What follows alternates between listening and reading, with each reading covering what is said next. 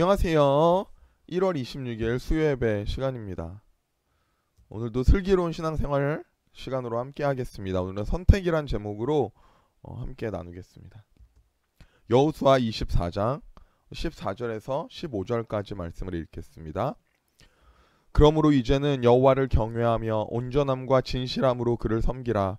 너희의 조상들이 강 저쪽과 애굽에서 섬기던 신들을 치워버리고 여호와만 섬기라. 만일 여호와를 섬기는 것이 너희에게 좋지 않게 보이거든 너희 조상들이 강 저쪽에서 섬기는 신들이든지 또 너희가 거주하는 땅에 있는 아모리 족속의 신들이든지 너희가 섬길 자를 오늘 택하라. 오직 나와 내 집은 여호와를 섬기겠노라 하니. 아멘. 선택입니다. 우리 인생은 선택의 연속입니다. 친구를 선택하고 학교를 선택하고 또 직업을 선택해야 합니다. 이거 말고도 많은 선택이 우리 앞에 있습니다.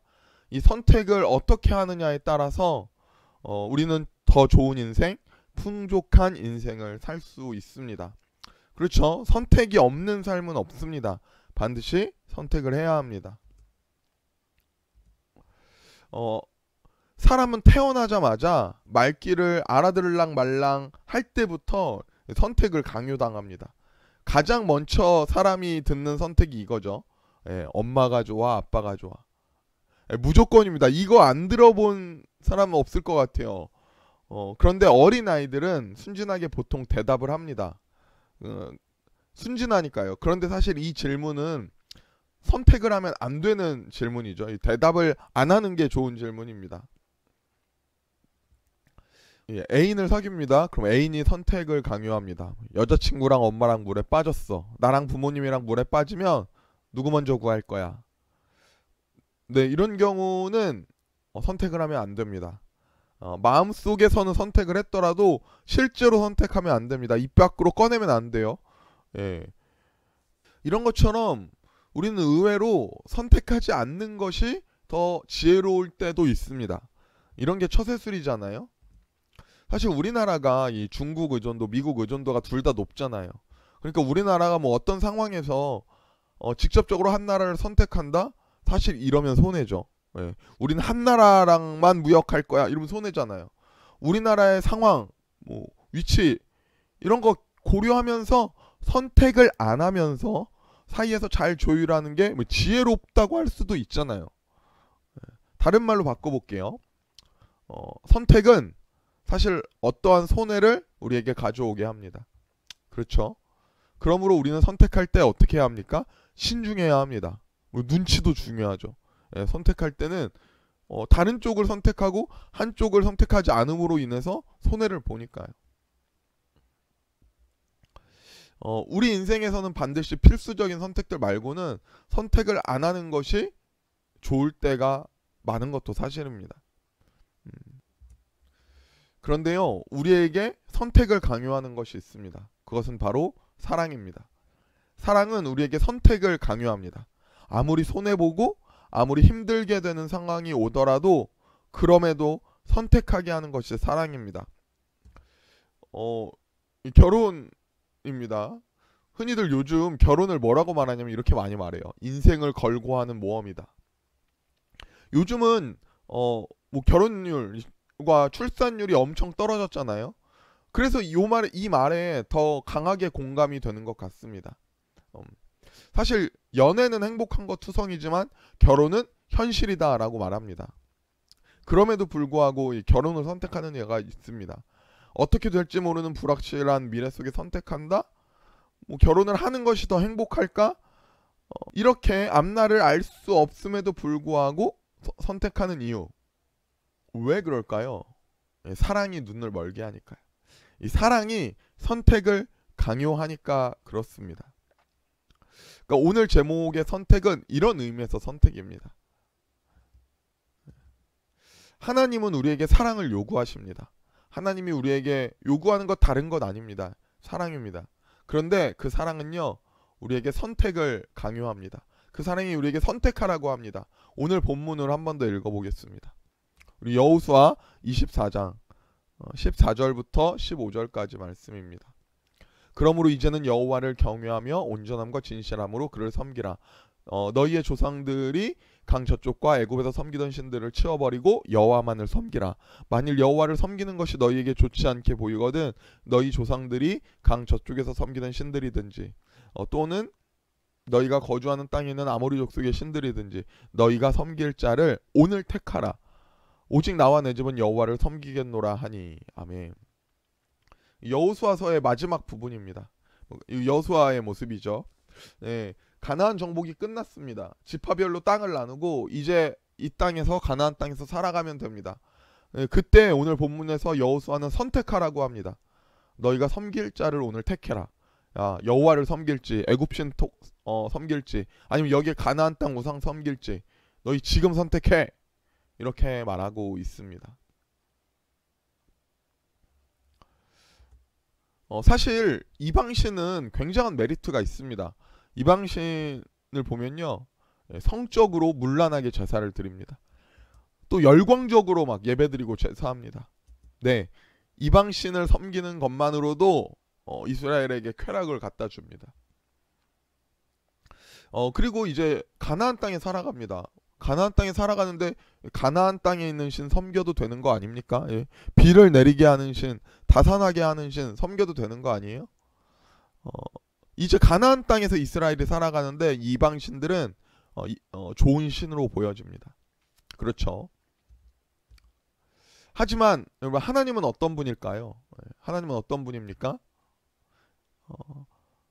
만나로 매일매일 이스라엘을 먹이신 분이 이 하나님이십니다. 40년 동안 굶기지 않으셨어요. 또 불기둥과 구름기둥으로 이스라엘을 지키신 분이 하나님입니다. 하루도 거르지 않고 하나님이 함께 하셨습니다. 하나님은 이 이스라엘이 광야 생활하는 동안 하나님의 은혜는 하루도 거르지 않고 이스라엘과 함께 했습니다. 호세아서에서 이 광야 생활을 하나님께서는 이렇게 말해요. 이스라엘과 가장 깊이 사랑했던 장소다 라고 말합니다. 네, 이 광야 생활에서 하나님은 이스라엘을 깊이 사랑하셨습니다. 그런데 이 시간 하나님은 이스라엘에게 선택을 요구합니다. 오늘 본문에서 이방신이야? 아니면 나야? 여러분이라면, 여러분이 이스라엘이라면, 이스라엘의 상황이라면 여러분 어떤 선택을 하겠습니까? 편안하게 쾌락을 주는 이방신입니까? 아니면 40년 동안 광야에서 함께 하신 하나님을 선택하겠습니까? 믿음이 없다면 이 광야 생활을 이렇게 말할 거예요. 야, 광야 생활 너무 고달팠다. 만나 매일 먹는 거 질렸다. 40년 동안의 삶이 우리가 한 게 뭐가 있어? 40년의 삶 너무 무료했어. 재미없었어. 그렇게 말하면서 아마 쾌락을 주는 이방신을 선택할 겁니다. 그런데 만약에 그들이 믿음이 있다면 어떻게 선택할까요? 믿음이 있다면 이렇게 고백할 거예요.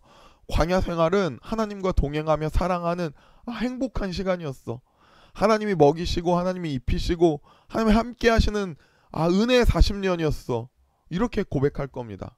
그러므로 여호수아는 이렇게 고백하잖아요. 오늘 본문에 오직 나와 내 집은 여호와만을 섬기겠노라. 이렇게 고백하지 않습니까?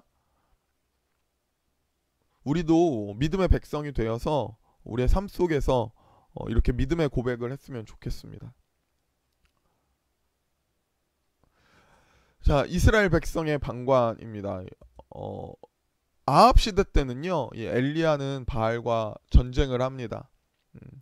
아합 왕과 전 나라가 바알을 섬겼습니다.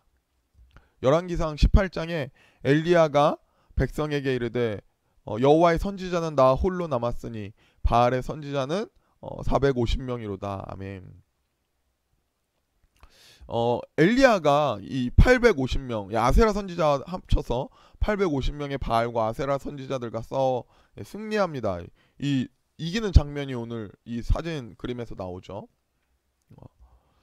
그런데 이 상황에서 엘리야가 좌절해요. 승리하고도 좌절해요. 왜 그러냐? 승리했지만 그 누구도 여호와 하나님의 편에 선다고 결단하지 않습니다. 그냥 방관하는 자로 그냥 보고만 있습니다. 왜요? 그들이 손해보니까요. 아합 왕이 죽일까? 그 안에 이세벨이 우리들을 어떻게 할까? 두려움에 이 엘리야의 승리를 보고도 이스라엘은 그 누구도 여호와 하나님을 선택한다고 결단하지 않습니다. 이 모습을 보고 엘리야는 큰 좌절을 합니다. 부자 청년입니다. 이 부자 청년도 선택하지 못하고 갈등합니다. 마태복음 19장 21절부터 22절입니다. 예수께서 이르시되 내가 온전하고자 할진대 가서 내 소유를 팔아 가난한 자들에게 주라. 그리하면 하늘에서 보화가 내게 있으리라. 그리고 와서 나를 따르라 하시니 그 청년이 재물이 많음으로 이 말씀을 듣고 근심하며 가니라. 아멘. 예수님께서는 이 부자 청년에게 선택을 요구하십니다. 나를 따라와. 너 가진 재물 다 가난한 자들에게 주고 나 따라. 그런데 이 청년은 선택하지 못합니다. 왜 선택하지 못합니까? 재물이 많으니까요. 내가 손해볼 수 없으니까요. 이렇게 이스라엘 백성처럼 이 부자 청년처럼 선택하지 못하고 눈치만 보는 게 인간입니다. 많은 재물과 우상이 주는 쾌락을 포기할 수 없기 때문입니다. 그런데 요한계시록 3장에서 라우디게아 교회에게 이렇게 말합니다. 하나님이 이렇게 말씀하세요. 내가 이같이 미지근하여 뜨겁지도 아니하고 차지도 아니하니 내 입에서 너를 토하여 버리리라. 여러분 어떻습니까? 우리의 신앙은 이런 미지근한 신앙은 아닙니까?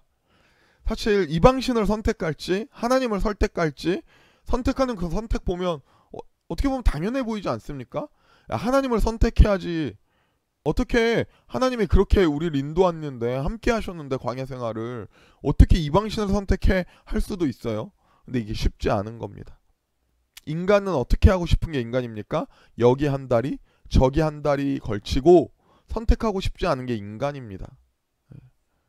그러니까 하나님의 승리를 보고도 눈치만 보는 거예요. 나 예수님도 따라갈래요. 하지만 부자로 사는 내 인생도 포기 못해요. 뭐 이렇게 되는 겁니다. 이제 가나안 땅에 들어가면 하나님 섬길 거예요. 네, 제사도 드리고 할게요.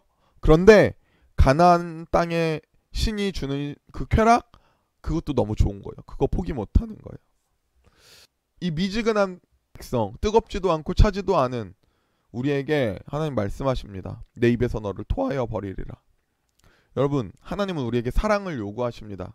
그리고 그 사랑은 우리에게 분명하게 선택하라고 말씀하고 있습니다. 하나님은 우리를 사랑하셨습니다. 그러므로 하나님도 선택하셨어요. 하나님이 어떤 선택을 하셨는지 아십니까? 하나님은 인간의 몸을 입고 이 땅에 오시는 선택을 하셨습니다. 그리고 고난당하시고 수치당하시며 고통스럽게 십자가에서 죽으시는 선택을 하셨습니다. 이것이 우리를 사랑하신 예수님의 선택, 우리를 사랑하신 하나님의 선택입니다. 우리가 예배를 드리지만, 우리가 교회를 다니지만 그럼에도 불구하고 세상에 한 발 걸치고 교회에 한 발 걸치고 세상에 한 발 걸치고 하나님께 한 발 걸치는 그런 모습으로 미지근하게 신앙생활하고 있는 우리는 아닙니까? 오늘 하나님의 사랑은 나에게 선택을 강요합니다. 여호와를 경외하며 온전함과 진실함으로 섬겨라. 다 내려놓고 예수님 따라와라. 따라가라. 지금 내가 얻는 쾌락을 생각하면 절대 선택할 수 없죠. 그런데 나를 사랑하신 하나님의 그 사랑을 생각하면 우리는 그 앞에서 엎드리고 선택할 수밖에 없습니다. 우리에게 오늘 선택하라고 하시는 그 음성에 우리가 고백하기를 원합니다. 주님 사랑합니다. 내가 당신을 따라가겠습니다. 오직 여호와를 섬기겠습니다. 그렇게 고백하는 저와 여러분 되기를 소원합니다. 제가 기도하겠습니다. 사랑의 하나님 감사합니다. 우리를 사랑하셔서 십자가 지시고 우리를 위해 물과 피를 다 쏟으신 그 주님의 선택을 바라보며 우리도 선택하게 하여 주시옵소서. 우리가 주님을 사랑합니다. 그러므로 내가 온전히 여호와를 경외하겠습니다. 우리가 주님을 사랑합니다. 그러므로 내가 예수님만을 따라가겠습니다. 이제 세상에 걸치는 한 발 걸치고 있는 삶이 아니라 온전히 주님만을 따라가는 삶으로 살아가게 하여 주시옵소서. 감사하며 예수님의 이름으로 기도드렸습니다. 아멘. 감사합니다. 우리 다음 시간에 만나겠습니다.